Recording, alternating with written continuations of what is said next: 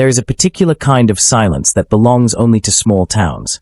Not the silence of emptiness, but the silence of too many people knowing too much and choosing, collectively, to say nothing. It settles over a place like weather. Like the kind of fog that rolls in off a river on an October morning and doesn't burn away by noon the way it's supposed to. It just sits there, patient, heavy, waiting for someone brave enough, or desperate enough, to finally walk through it. Harlow Creek, Indiana. Population, 4,200. In 1983, it was closer to 4,800. Before the factory slowdowns. Before the young people started leaving. Before the thing that happened on Sycamore Road changed the temperature of this town in ways that a thermometer could never measure. You can still feel it today, if you know where to stand. If you know which street to walk down and which faces to watch when you do. The house at 14, Sycamore Road doesn't look like a place where a story this heavy could live. It's small. White clapboard siding gone gray. A porch that tilts slightly to the left, like it's been leaning against the wind for 40 years and finally given up trying to stand straight. The mailbox numbers are faded. The yard is overgrown in the particular way of a property that people maintain just enough to avoid conversation, but not enough to suggest they care. People in Harlow Creek don't slow down when they pass it. That's the tell. In a town this size, people slow down for everything. A dog crossing the road, a neighbor checking the mail, a yard sale sign that's been up since June. But not here. Not on this stretch of Sycamore. Drivers accelerate slightly, almost unconsciously, the way your body moves away from something cold before your mind registers the temperature. 40 years of that. 40 years of eyes forward, foot pressing down. That is what collective silence looks like from the outside. Her name was Della Mae Purcell. She was 26 years old in the summer of 1983, and people who knew her then describe her the same way, every time, across 40 years of distance, with a warmth in their voice that sounds almost involuntary. Like the memory itself is still generating heat long after everything else has gone cold. Della was a third-grade teacher at Harlow Creek Elementary. 3 years in, since graduating from Indiana State and turning down a position in Indianapolis because, as she told her mother, "I already know everybody there. What's the point?" She was funny, not the polished, careful kind of funny, but the accidental kind. The kind that comes from a person who says exactly what she's thinking before she's had time to edit it. Her students called her Miss Della because her last name tripped them up, and she let them, which the principal tolerated because the children loved her too openly to correct. She coached girls softball on Tuesdays and Thursdays. She brought lemon bars to every staff meeting, from scratch, never from a box. She drove a 1979 Datsun the color of a bruised plum that stalled at every second red light, and that she refused to replace because, she said, the stalling gave her time to think. She had a Tuesday routine and a temperamental car and strong opinions about the best way to teach long division. She called her mother every Sunday evening at 7. She kept a small cactus on her classroom windowsill that she had owned since college and named Gerald. She was not a footnote. She was not a symbol. She was a person. And on the morning of October 14, 1983, she did not arrive at school. The first person to notice is Karen Briggs, the school secretary, who has spent 21 years noticing everything. By 8:15, she checks the sign-in sheet. By 8:30, she picks up the classroom phone. By 8:45, she dials Della's home number from the laminated emergency contact list in the second drawer on the left, the drawer she keeps organized in a way that would survive a fire inspection and a nervous breakdown simultaneously. The phone rings 8 times. Karen counts them. She tells herself this means nothing. Teachers get sick. Cars break down permanently. Life interrupts without warning. She busies herself with attendance folders and coffee she's already let go cold, and she tells herself this for 4 to 5 more minutes until the feeling in her stomach becomes something she can no longer reasonably ignore. She walks to the window that faces the parking lot. Della's bruised plum Datsun is not there. It was not there when Karen arrived at 7:30. It was not there at 7 o'clock, when the custodian opened the building. This Karen confirms with one conversation and a sick feeling spreading steadily upward from somewhere behind her ribs. By 10 a.m., Principal Howard Kessler has called the non-emergency line at the Harlow Creek Police Department. By 10:30, 2 officers have driven past Della's house on Sycamore Road and noted that her car is parked in the gravel drive, exactly where it should be. The front door is unlocked. The lights inside are on. Della is not there.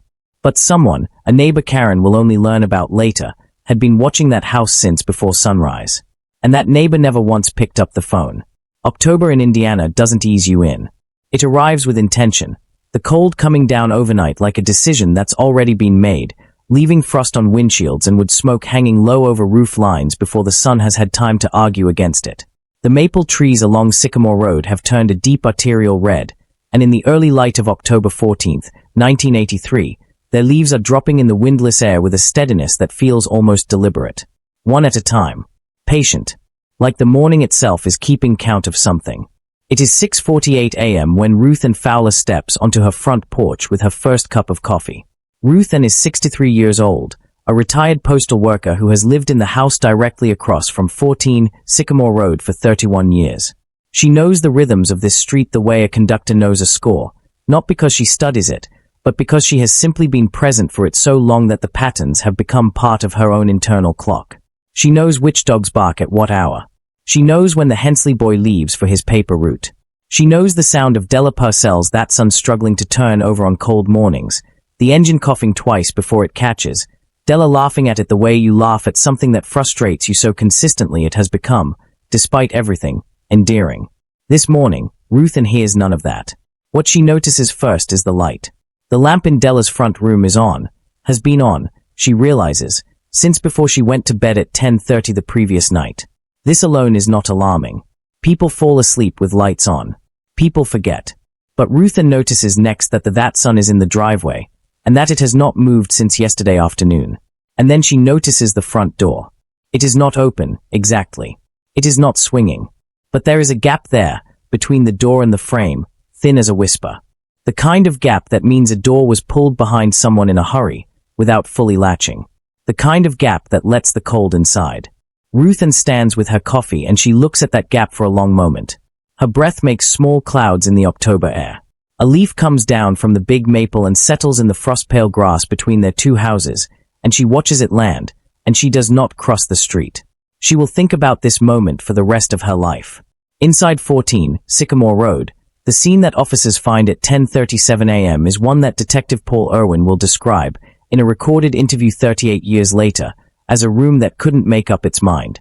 Paul Irwin is 29 years old in October of 1983, the youngest detective on the 6-person Harlow Creek force, a position he earned not through seniority, but through a reputation for sitting with evidence longer than anyone else was willing to. His colleagues call it stubbornness. He calls it the refusal to decide what something means before you've looked at it long enough to let it tell you itself. What he finds inside Della Purcell's house is this: a kitchen table with 2 chairs, one pulled out at an angle that suggests someone left it in a hurry. A coffee mug on the counter, still containing coffee, cold now, but not poured out, not cleaned up. The percolator on the stove is off but was recently used. He can smell it. A canvas tote bag by the front door containing a red pen, a box of gold star stickers, and a stack of spelling tests with names he recognizes. Kids in this town, kids he might see at the hardware store on Saturday. The bag is packed. Ready to go. Della had intended to go to work. Her coat is on the hook by the door. Her keys are on the small table beneath it. Her purse is on the kitchen counter next to the coffee mug she didn't finish. She left without her coat, without her keys, without her purse. In October, in Indiana, before 7 in the morning. People do not leave their homes this way by choice. Paul Irwin knows this. He stands in the kitchen of 14 Sycamore Road and turns slowly in a full circle, taking in every surface, every object, every small ordinary artifact of a life interrupted, and he feels something settle into the base of his throat that he will not be able to swallow away for the next 4 decades. By noon, word has moved through Harlow Creek in the way that word only moves in towns of this size, not through phones or announcements, but through the invisible network of proximity. A neighbor tells a neighbor. A parent hears it at pickup. A man at the diner counter mentions it to the man beside him, and that man's face goes a particular kind of still. The reaction is fear. Immediate, specific fear, not the abstract kind that attaches to news from far away, but the personal kind. The kind that makes women in Harlow Creek that afternoon look at their own coat hooks, their own keys, their own half-drunk mugs of coffee, and feel suddenly, acutely aware of how thin the membrane is between ordinary morning and the thing that has apparently swallowed Della Purcell whole. Children are collected from school earlier than usual. Porch lights come on before dark. Conversations at the grocery store drop to half volume without anyone deciding to lower them. There is a man, Several people will mention him separately, independently, without prompting, who is seen that afternoon outside the Harlow Creek Savings Bank on Main Street, leaning against the wall in the flat October light, watching the street with an expression that one witness will describe, 30 years later, as like he was waiting to see how people were going to take the news. Nobody writes his name down. Nobody thinks to. That evening, Paul Irwin sits in his car outside 14 Sycamore Road with the engine off and the cold coming in around the door seals, and he reads through the preliminary notes he's taken by flashlight because the overhead bulb in the car burned out 2 weeks ago and he keeps forgetting to replace it. There is no sign of forced entry. No sign of a struggle significant enough to overturn furniture or break anything. Whatever happened inside that house happened quietly enough that the coffee mug stayed on the counter, that the spelling test stayed in the bag. That means either Della left willingly, which her coat and her keys and her purse categorically contradict, or she left with someone she had no reason to be afraid of. Someone whose presence in her kitchen at that hour required no alarm. No raised voices. No fight.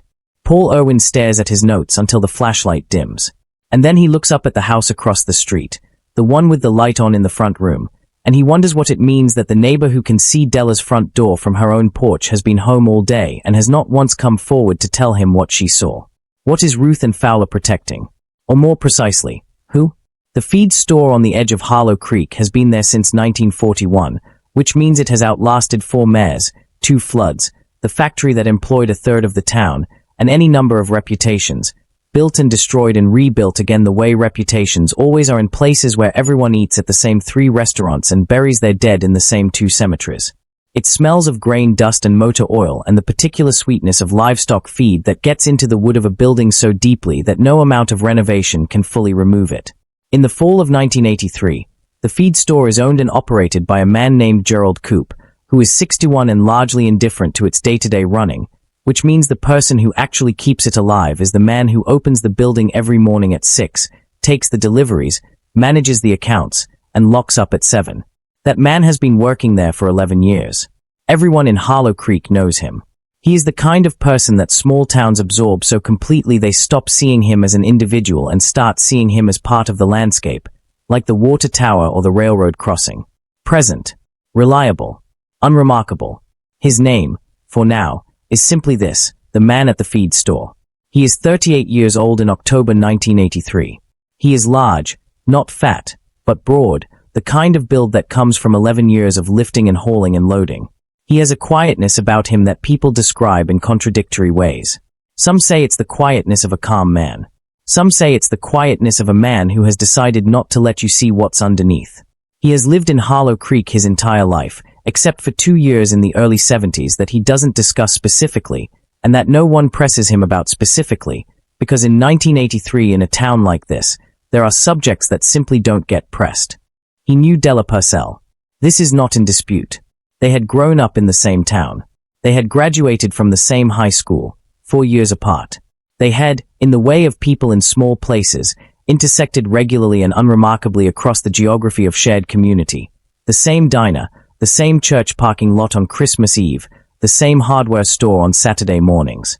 What is in dispute, what will remain in dispute for 4 decades, is the nature of that intersection in the months before October 14, 1983. Paul Irwin first hears the man's name on the second day of the investigation, and he hears it the way he will hear it many more times over the coming weeks, sideways, indirectly, attached to a qualifier that functions less as information and more as a shield. I don't want to cause trouble, but I'm probably wrong about this, but it's probably nothing, but a woman named Connie Marsh, 34, a cashier at the Harlow Creek IGA who had been friendly with Della since they served together on the church's fall festival committee, sits across from Paul Irwin in the small conference room at the police station and folds and unfolds a paper napkin for the duration of their conversation. She says that in the 6 weeks before Della disappeared, she had noticed something. That Della had mentioned something. Not in a dramatic way. Not as a complaint. More as an observation she hadn't known what to do with. The man from the feed store had been coming by. To Sycamore Road. In the evenings, sometimes. Not every night. But enough that Della had noticed, and enough that noticing it had made her feel something she couldn't fully name, and enough that she had mentioned it to Connie, almost in passing, the way you mention something you're hoping someone will tell you means nothing. Did she seem frightened? Paul asks. Connie considers this for a long time. The napkin folds in half, then in quarters. She seemed like she didn't want to make it into something, Connie says finally. Which is different. Paul takes this to his supervisor, Lieutenant Dale Marsh, no relation to Connie, who has been with the Harlow Creek force for 26 years and who responds to most things with the specific exhaustion of a man who has seen a town this size protect its own and punish its own in equal measure and has long since stopped predicting which one it will choose. He listens. He nods. He asks 2 questions. Then he leans back in his chair and looks at the water stain on the ceiling tile that has been there since 1977 and says, carefully, that they'll look into it. That Paul should be thorough. That he should be sure. Paul leaves the office understanding, not through any single word Dale said, but through the precise weight of the silence around the words, that there is something here the department is going to handle cautiously. He doesn't know yet what caution means in this case. He doesn't know yet what the man at the feed store means to the people who run this town. He doesn't know yet how deep the roots go, or how much of the ground beneath Harlow Creek is held together by a willingness to look away. He is 29 years old. He is still operating on the belief that evidence is the only thing that matters. He will spend the next 4 decades learning how wrong he is. The town moves through the first week after Della's disappearance with the careful deliberateness of people carrying something fragile and not agreed upon. Candlelight vigils are organized and attended. A jar for donations to support the search sits on the counter of the IGA, filled steadily by hands that belong to people who know more than they are putting into words. Children still go to school. The softball field sits empty on Tuesdays and Thursdays. A substitute teacher writes her name on the chalkboard in Miss Della's classroom and does her best and is not blamed for not being enough. And every morning, 6 days a week, the man at the feed store opens the building at 6, takes the deliveries, manages the accounts, and keeps the lights on. He nods to customers. He makes change accurately. He does not bring up Della Purcell's name. Neither does anyone else. Not to him. Not directly. Not where he can hear. This, more than anything, is the thing that will haunt Paul Owen longest. Not that the town was afraid of the truth, but that the town had somehow, collectively, without meeting or agreement or announcement, decided on the shape of the silence before he'd even had a chance to ask the first real question. Who made that decision first? And what did they know that Paul Owen didn't? There is a particular cruelty in the way small-town autumn turns on you. September gives you warmth as a promise. October withdraws it slowly, a degree at a time, until by the 3rd week you can no longer remember what it felt like to stand outside without bracing. The light changes too, goes from gold to white to a flat, shadowless gray that makes everything look like a photograph of itself rather than the real thing. It is that gray October light that fills Ruth and Fowler's front room when Paul Owen finally sits down across from her, 12 days after Della Purcell's disappearance. 12 days. Paul has thought about those 12 days. About the fact that Ruth lives 40 feet from the front door of 14, Sycamore Road and has not once, in 12 days, walked across the street to offer information. She has not called. She has not appeared at the station. She has, as far as the investigation's record shows, been entirely silent, which, in Paul's experience, is not what innocent bystanders typically manage when a neighbor they've known for years goes missing. Ruth is 63, white-haired, composed in the way of someone who has been composing herself deliberately for a long time. She offers him coffee. The pot is already made. She has been expecting this visit. Paul accepts the coffee. He does not open his notebook immediately. He has learned, in 4 years as a detective, that people tell you more before they know you're writing things down. He asks her to start at the beginning. Not the morning of October 14th, further back. What she knew. What she had seen. What the weeks before had felt like, living across from Della. Ruth wraps both hands around her own mug and looks at the window that faces Sycamore Road. From where she sits, the view is precise and unobstructed. You can see everything that happens at number 14 from this chair. Paul understands immediately that she has sat in this chair every morning of her retirement, and that she has seen more of Della Purcell's life than Della probably knew. He started coming in August, Ruth says. Not a preamble.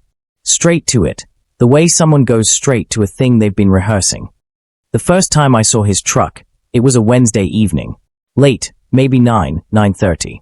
He pulled into her drive and sat there for a few minutes with the engine running. Then he left. Paul asks whose truck. Ruth looks at him with an expression that contains, in equal parts, the answer and the reason she hasn't said it yet.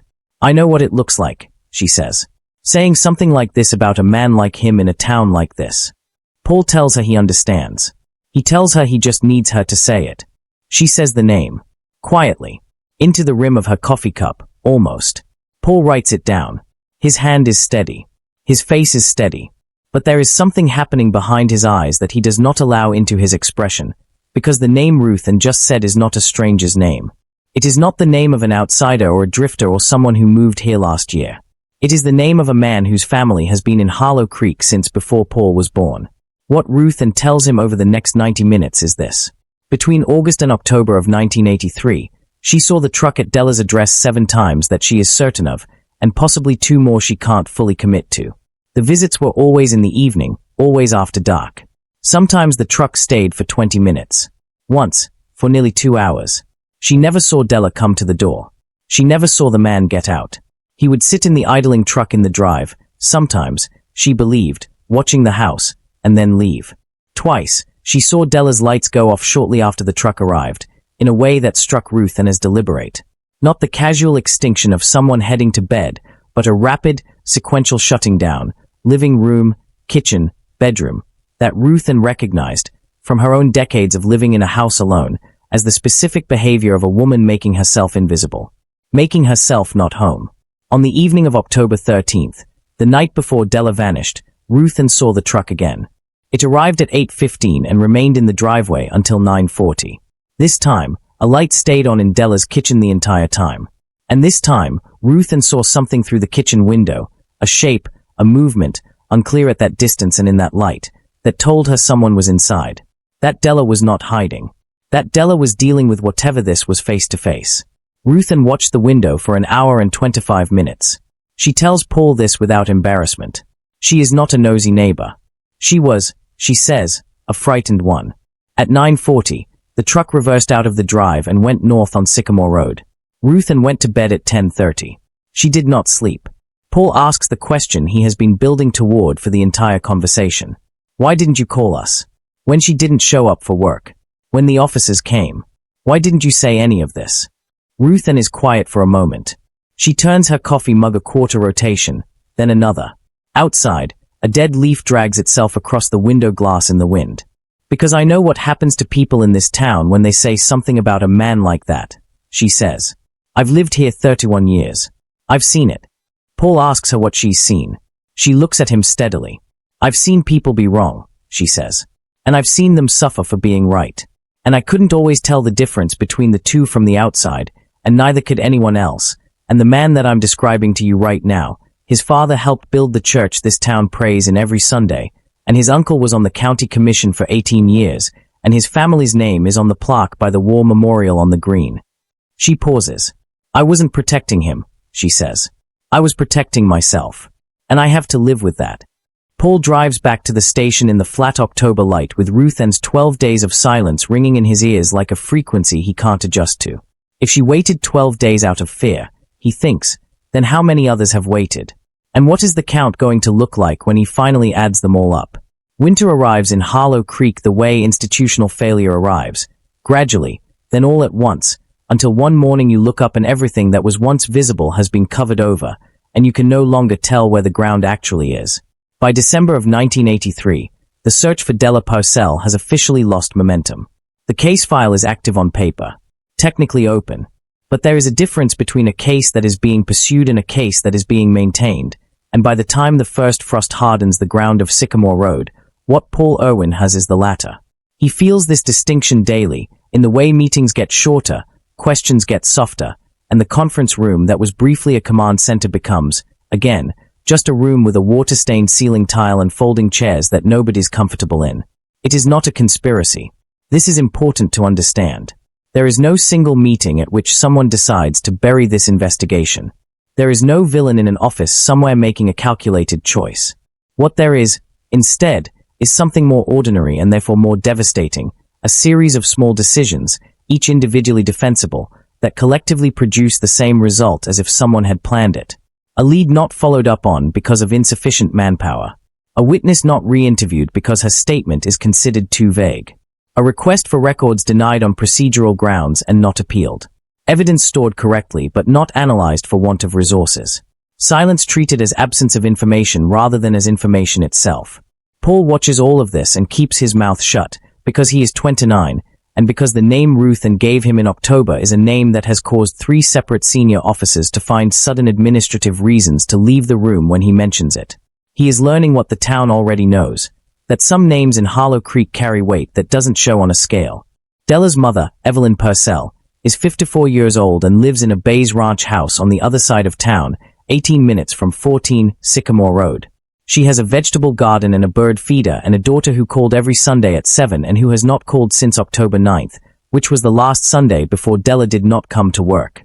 Paul visits Evelyn 5 times in the first 3 months. Each time, she offers him sweet tea regardless of the temperature outside and asks him the same question in the same quiet, exhausted way, as if she already knows the answer and is asking it anyway because asking is the only thing left that feels like action. Do you know what happened to my daughter? And each time, Paul tells her the truth in the most insufficient way the truth can be told. That they are still working on it. That they haven't stopped. That he hasn't stopped. Evelyn looks at him across the kitchen table each time with the particular expression of a woman who has raised a child, which means she has spent 26 years learning the difference between a promise and a wish dressed up as one. She never says which category she thinks Paul belongs to. She doesn't have to. In February, Evelyn hires an attorney from Tay Oat to write letters. To the Harlow Creek Police Department. To the county sheriff. To the state police. The letters are polite and specific and thoroughly ignored. The state police conduct a brief preliminary review and defer to local jurisdiction. The county sheriff forwards the letter to Lieutenant Dale Marsh, who calls Evelyn personally and tells her the investigation remains active and that he understands her frustration and that he will personally ensure every lead is pursued. 3 weeks later, Dale Marsh is photographed at the annual Chamber of Commerce dinner, standing at the bar with the man Ruth and Fowler named in October. They are both holding glasses of something amber. They are both laughing at something. Nobody takes note of this photograph in 1984. Nobody will find it until 2019. Paul's file on the case grows despite everything.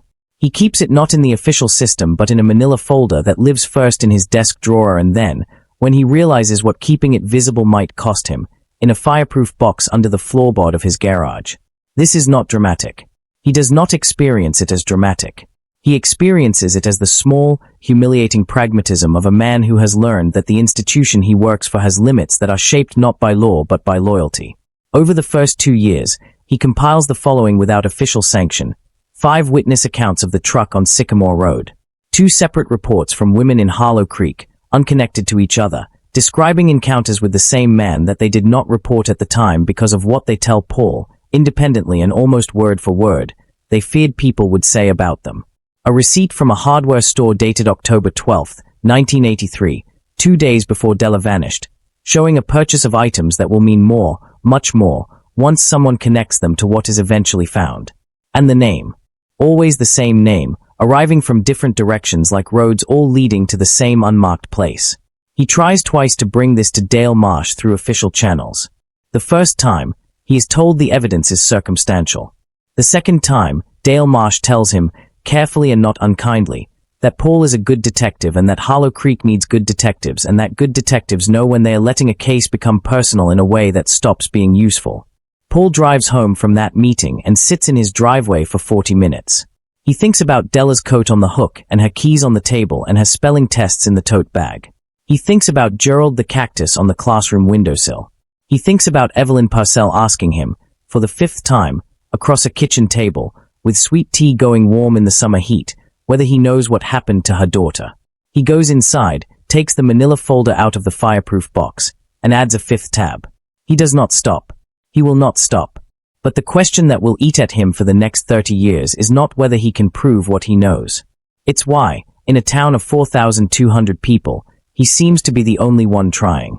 Spring comes to Harlow Creek late and without apology, arriving in April with mud and cold rain that turns the unpaved roads to rust-colored rivers and makes the town feel temporarily, usefully, isolated, as if the weather itself has agreed to keep things contained for a while longer.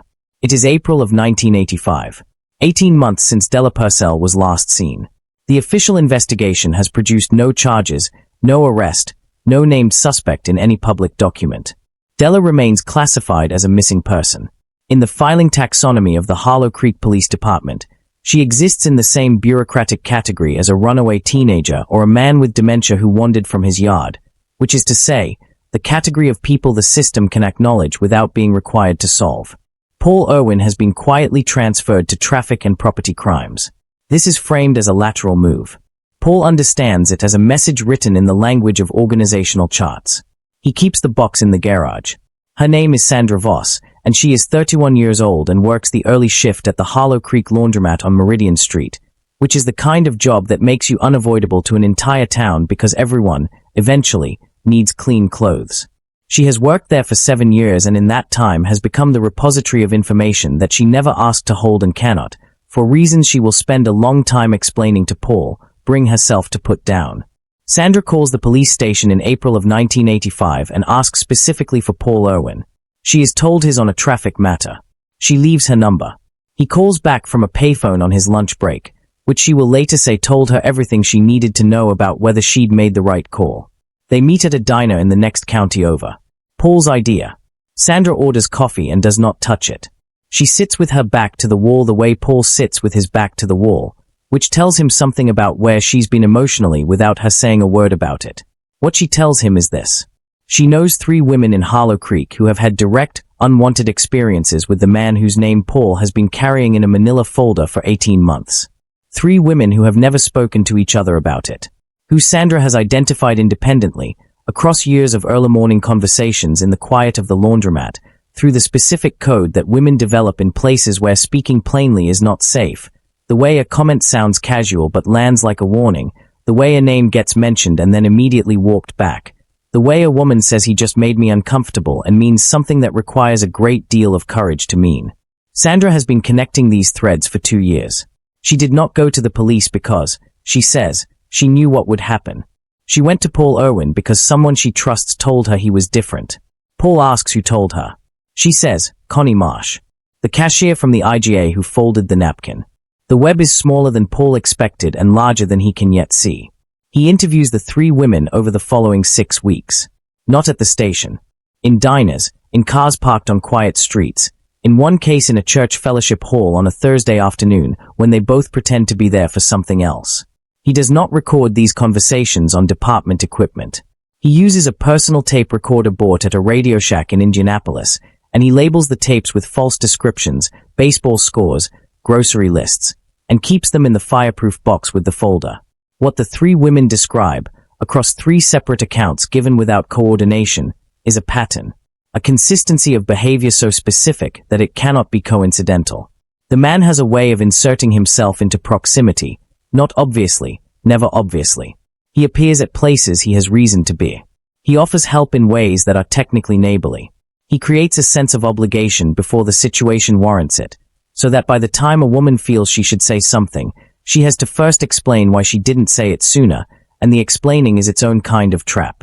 One woman, Paul calls her DW in his notes to protect her, describes a night in 1981 when she was 23 and her car had broken down on the highway outside town, and the man had stopped to help.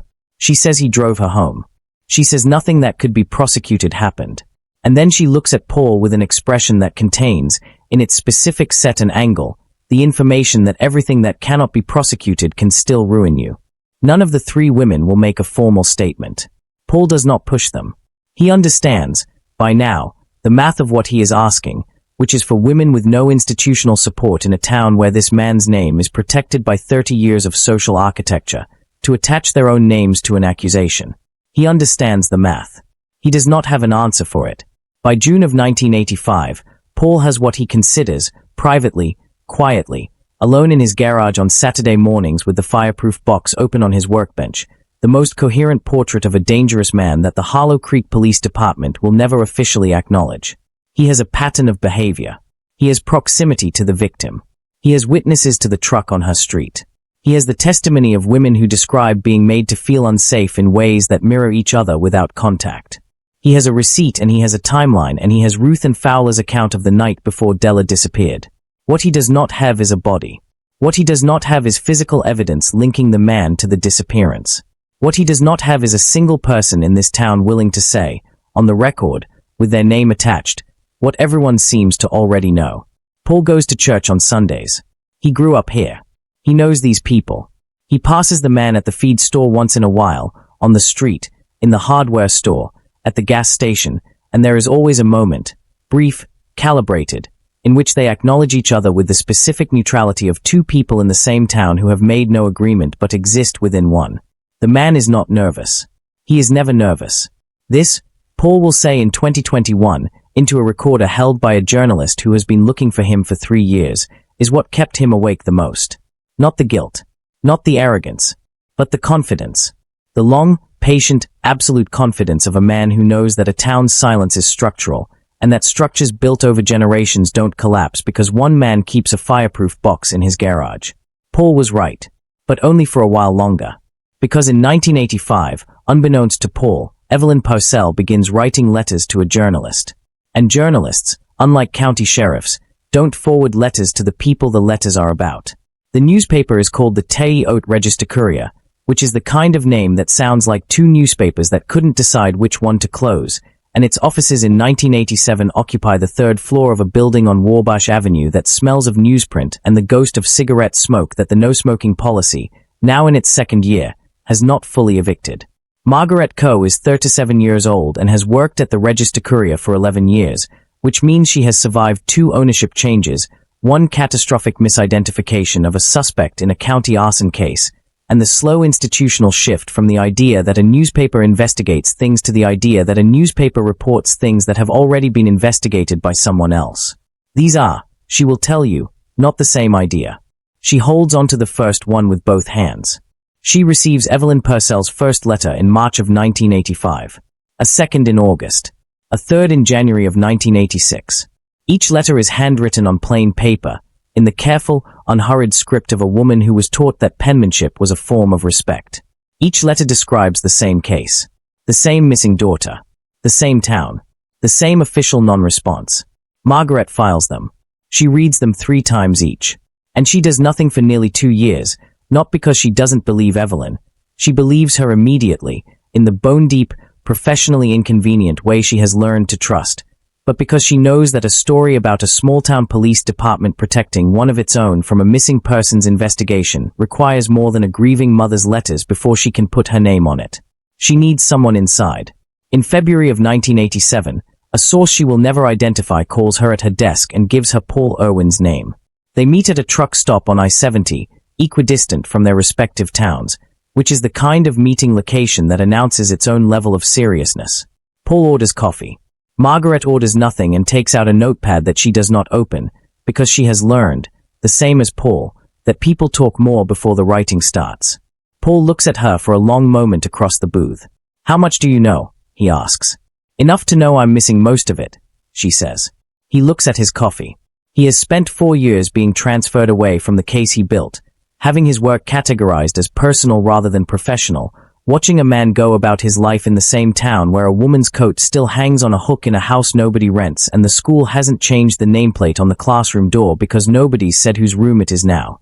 He has the box in his car. He has been carrying it since he left his house at 5:30 that morning, because he made a decision before the sun came up that he has been building toward for 4 years and has not until this moment fully allowed himself to name. He gets up. He goes to his car. He comes back and sets the fireproof box on the table between them. Margaret looks at it. She looks at Paul. "This took you 4 years, she says. "The box took 4 years, Paul says. "Deciding what to do with it took this morning." Margaret works the story for 14 months. She does not rush it, because rushing it will break it. She tracks down and interviews Ruth and Fowler, now 6 to 7, and slower on her feet but not slower in her account, which she gives with a specificity and consistency that 14 months apart from her original statement to Paul cannot shake.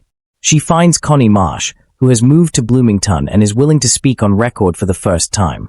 She locates 2 of the 3 women Paul interviewed in 1985, both of whom decline to be named but provide background that allows Margaret to verify, independently, the pattern Paul described. She submits records requests. Many are denied. Some are not. The hardware store receipt from October 12, 1983 becomes significant in a new way when Margaret, through a contact in the state forensic lab, determines what the items purchased could be used for and cross-references it with topography, the specific, rural topography of the land surrounding Harlow Creek, much of which belongs to one family. A family whose name is on the feed store. Whose name is on the plaque by the war memorial on the green. Whose name Paul has been carrying in a manila folder for 4 years. She calls the Harlow Creek Police Department for comment. She is transferred to Lieutenant Dale Marsh. She asks, specifically and on record, whether the department has ever interviewed this man in connection with the disappearance of Della Mae Purcell. There is a pause of 11 seconds. Margaret counts them, pencil on her notepad. Dale Marsh says they do not comment on active investigations. Margaret publishes her story in April of 1988. 4 pages. Above the fold. With Evelyn Purcell's photograph, not Della's, Evelyn's, at the top, because Margaret has decided that the person this story belongs to first is the mother who wrote 3 letters to a journalist because everyone else she wrote to forwarded her letters to the wrong people. The story runs under the headline, "A Town That Looked Away." The response in Harlow Creek is not what Margaret expects. She expects outrage. She expects denial, defensiveness, the closing of ranks that small towns are famous for. What she gets, instead, is something quieter and more complicated. She gets phone calls. Anonymous ones. From people who have held things for 4 years and seem to have needed only the permission of print to release them. She gets a letter from a man who was 16 in 1983 and saw a truck parked on Sycamore Road at an hour he can now specify, a letter he sends to her rather than the police because, he writes, "The police are part of what I'm telling you about." She gets a call from a woman who says only, "You didn't ask about 1979. You should ask about 1979. Margaret sits at her desk on the 3rd floor of the Register Courier building and writes that number on her notepad in capital letters and circles it once, twice, 3 times. 2 years that the man at the feed store had never discussed, in a town where discussing everything was the primary social activity. What happened in 1979? And how many people in Harlow Creek already knew the answer? There are years that bend a life and years that reveal one. 1979 is the latter for the man at the feed store, which is to say it is the year in which the shape of what he is becomes, to anyone paying the right kind of attention, entirely clear, and also the year in which Harlow Creek demonstrates, for the first time, that it is not going to pay that attention. Late summer, 1979. The air still holds the memory of heat even after dark, and the fields outside of town are going gold and dry in the way that makes every farmer in the county run where the numbers in their head at breakfast. It is the time of year when the edges of things, leaves, light, the patience of long summers, begin to soften and blur. A girl named Patricia Dole is 19 years old and lives with her parents in a house 4 miles outside Harlow Creek on a county road that doesn't have a name, only a number that nobody uses because everyone just calls it the Dole Road out of habit. She is finishing her first year at the community college in Terre-Haute, commuting 3 days a week, and she intends, with a directness of intention that her parents find both admirable and faintly alarming, to transfer to Indiana State the following year and study nursing. Patricia is tall and reserved in the way of people who are more comfortable listening than talking, and who are therefore sometimes mistaken for passive when they are actually, simply, precise, waiting until they have something specific to say. She has 2 close friends, a preference for early mornings, and a habit of writing things in a small spiral notebook she keeps in her left jacket pocket at all times, which she will later describe as the most useful habit she ever developed. In August of 1979, she writes in that notebook the name of a man and a date and 3 words underneath it that she shows to no one for 40 years. Margaret co-finds Patricia Dole through a chain of connections she will describe later as the investigative equivalent of following a rope in the dark, just holding on and moving forward and trusting that it leads somewhere. Patricia, now 47, lives in Indianapolis. She is a registered nurse. She is, Margaret notes in the first 5 minutes of their conversation, exactly as precise as the girl in the notebook story suggests she would become. She describes what happened in August of 1979 with the specific, clinical composure of someone who has organized the experience over 4 decades into something she can carry rather than something that carries her. This is not coldness. It is, Margaret understands, the opposite, a form of discipline constructed in the absence of any institutional support. She and the man from the feed store had a collision of circumstance, a car trouble situation, a late evening, an isolated road. She will not detail what happened beyond what is already on the record somewhere, which is to say, nowhere, because she reported it. In August of 1979, Patricia Dole went to the Harlow Creek Police Department and made a report. The report was taken by an officer whose name she still remembers. He was not unkind. He was not dismissive in the way she had been afraid he would be. He took notes. He nodded. He said he would follow up.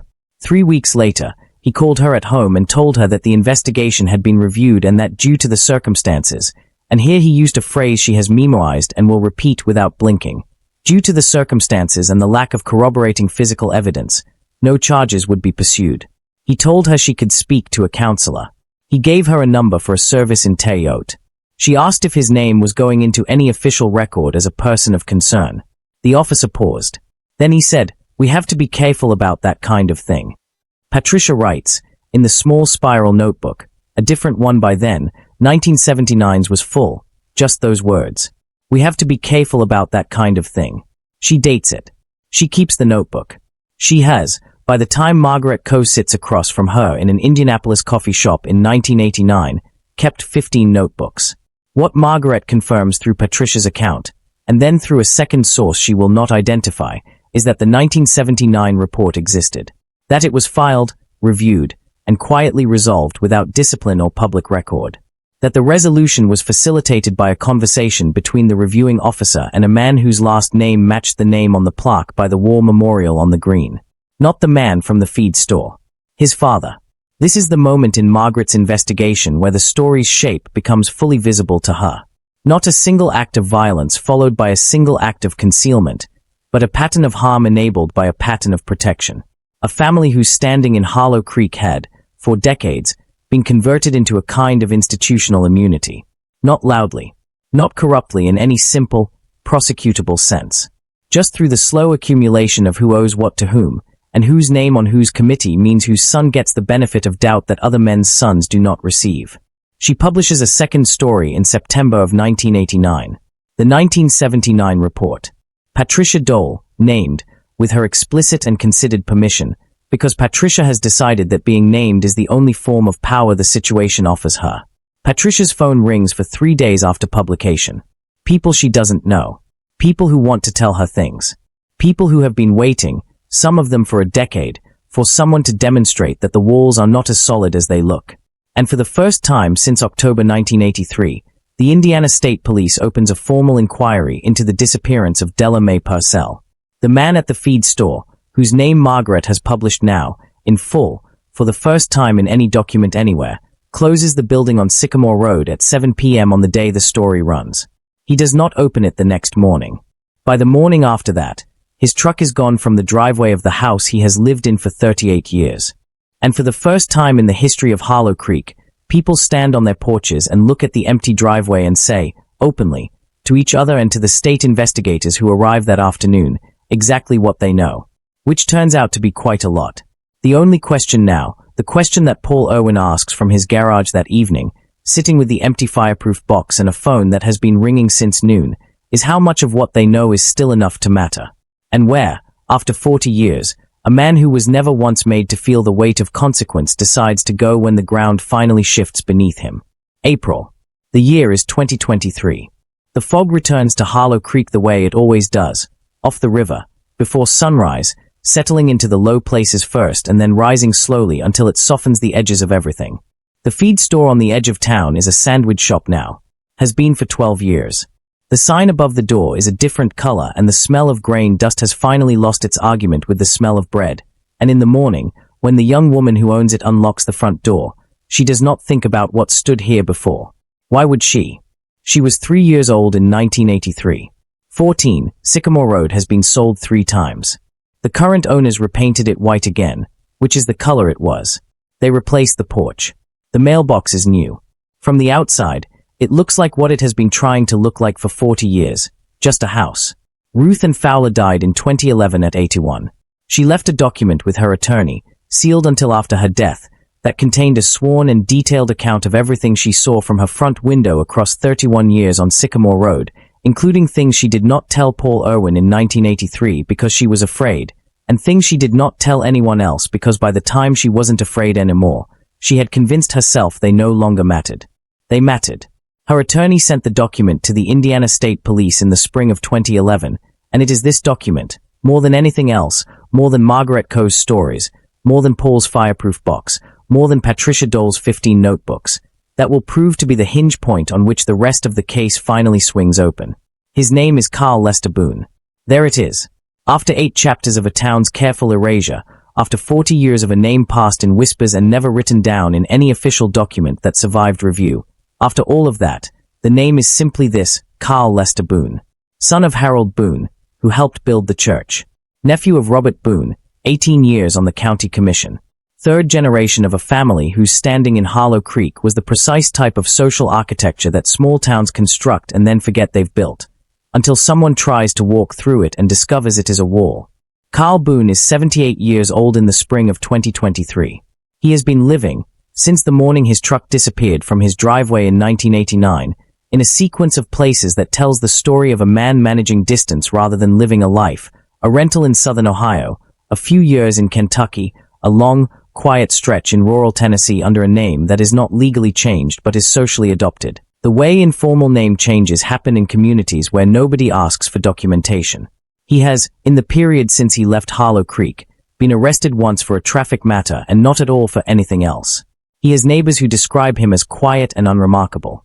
He has attended, intermittently, a church whose pastor will tell investigators he seemed like a man carrying something heavy that he had decided a long time ago not to put down.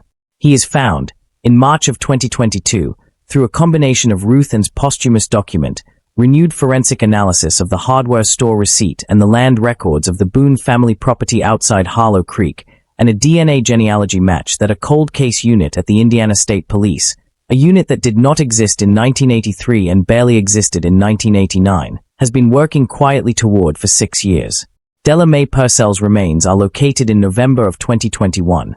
The investigation does not allow the details of their location to be made fully public until after charges are filed, and the full account of what Ruth Ann saw from her window in the early hours of October 14, 1983, the thing she did not tell Paul Irwin, the thing she sealed in a document and left to an attorney, speaks directly to how Della came to rest where she did, and who put her there, and at what hour the light in her kitchen finally went off for the last time.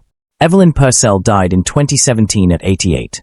She is buried in the Harlow Creek Cemetery, 2 miles from the house where she sat across kitchen tables offering sweet tea to a detective who told her, each time, the most insufficient version of the truth. She never knew where Della was. She died not knowing. This is the part of the story that does not resolve cleanly, that refuses the neat arc of justice finally arrived at. Evelyn Purcell spent 34 years writing letters and sitting across tables and outlasting her own grief in all the ways a mother does when the alternative is to stop, and she died in a room that did not yet contain the answer she deserved. The answer came 4 years too late for the one person most owed it, which is the kind of arithmetic that a true accounting of what happened in Harlow Creek has to include. Paul Irwin is 68 years old in 2023. He retired from the Harlow Creek Police Department in 2014, having spent the last 15 years of his career in a department that had, slowly and without fanfare, become a different institution than the one he'd joined, partly because people left and people arrived and the weight of certain names eroded with time, and partly because Margaret Coe's stories had made a specific kind of looking away publicly uncomfortable in a way it had not been before. He kept the fireproof box. He still has it. It sits on his workbench in the garage, empty now that its contents have been formally entered into the state police record and copied 3 times and held in 4 separate locations, because Paul Irwin learned a long time ago that the only enemy of a paper trail is a single point of failure. He does not describe himself as vindicated. When a journalist asks him this, and several have, since 2021, he uses a different word. He says he feels accounted for. He means, though it takes him a moment to explain it, that the facts of what happened have now been placed into a record that cannot be removed by the particular social machinery that tried, for 40 years, to keep them out of one. Vindication would mean it didn't cost anything, he says. It cost Della everything. It cost her mother everything. It cost every woman in that town who knew something was wrong and had nobody safe to say it to.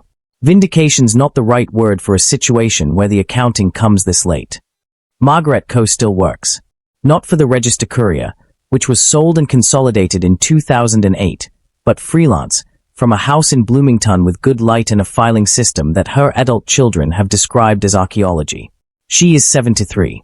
She has covered a lot of cases in 35 years and has developed, she says, a reliable instinct for the moment a story ends and the moment it merely stops, and she is clear, when asked about Harlow Creek, that what happened in 2021 and 2022 is the former. The story ends because Della is found, she says. That's the end. Everything after is the accounting. Patricia Dole, 73, and still working part-time in a hospital in Indianapolis, lights a candle in her kitchen on October 14th every year. Not a ceremony. Not a public act. Just a candle on a kitchen table, lit at the hour when an October morning would have been arriving over a town that looked away. She has done this since 1984. She will do it until she can't. Carl Lester Boone was charged in the fall of 2022 with the murder of Della Mae Purcell. The case, given its age and the nature of the evidence, faces the full complexity of what it means to seek accountability across 40 years of institutional failure, geographical distance, and time's work on physical evidence. At the time of this recording, legal proceedings are ongoing. But here is what is not ongoing, and what will not be undone by any legal outcome. Della Mae Purcell's name is on a plaque now, in Harlow Creek, outside the elementary school where she taught. Her students, who are grandparents now, and great-grandparents in a few cases, were at the small ceremony. Some of them brought their own children. One woman, 64 years old, brought the gold star sticker she has kept in a frame on her dresser since 1983, the last one Miss Della gave her, on the last spelling test she graded. Gerald the cactus, improbably, was found alive in a colleague's home. It had been passed from teacher to teacher over 40 years, none of whom fully knew its history, only that it was supposed to stay in the school. It lives in the third-grade classroom now. And on Sycamore Road, the house has a new porch and a new coat of paint and people who do not know its history. But Ruth and Fowler's house across the street is still standing too. The window is still there. The view of the front door at number 14 is still clear, still unobstructed, still exactly as precise as it was on an October morning in 1983 when a woman stood on a porch with a cup of coffee and saw something she should have said out loud. The fog still comes in off the river before sunrise. It still settles into the low places first. It still rises slowly until it softens everything. But it burns off now, by noon, the way it's supposed to. After 40 years, the morning finally gets warm enough. If this case stayed with you, hit subscribe, because every week we go back to the cases that refuse to stay cold.